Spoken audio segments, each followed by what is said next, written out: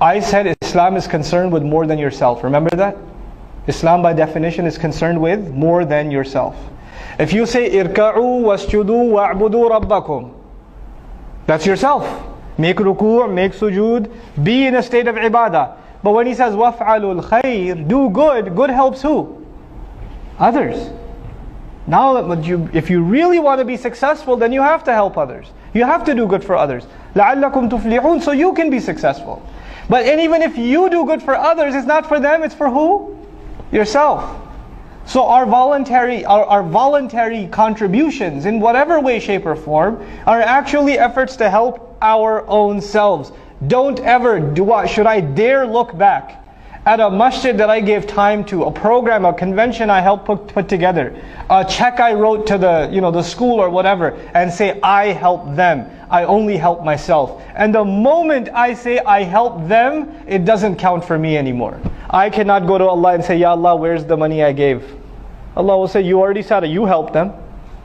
You didn't say you helped yourself. You can't have it both ways.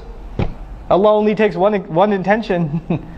So if you're going to give, whether you give time, whether you give money, whether you give effort, whether you give suggestions, if you're going to give, you better only expect returns from Allah. You expect anything from anyone else, Allah doesn't like to share intentions.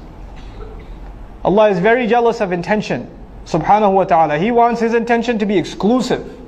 You try to put anybody else, yourself, some other agenda in that intention, is gone. It doesn't count for anything. So you know how sometimes in Islamic organizations, especially because so many of our organizations are donation dependent.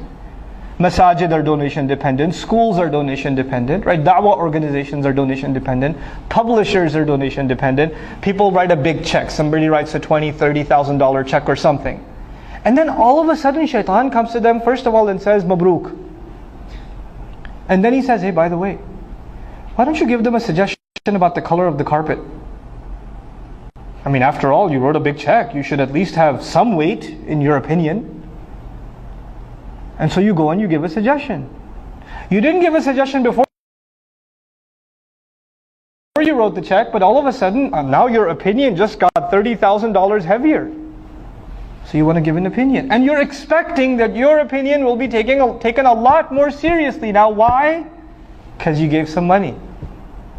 Then your intention for giving the money was not Allah anymore. It was just to get your opinion to weigh a little more. That's all you will get out of that sadaqah. That's all you'll get. Is it worth it? Think about that. Just think about that. Before you ruin the sadaqat you give. In any cause. Wallahi, in any cause. Don't tie your contributions to expectations. If you want to have expectations, have them with Allah. Personally, when I ever write a sadaqah check, I just to remind myself, I just write a little word on top. Ma naqasa malum min sadaqatin. Mal never goes down by giving sadaqah. I remind myself who am I giving sadaqah to and which I'm actually depositing in my akhirah account. So I remind myself the withdrawal is going to happen after I go in the dirt. So I don't expect any withdrawals yet. You try to withdraw now, you won't get anything there. I want to make sure I get that across to all of you, inshallah ta'ala.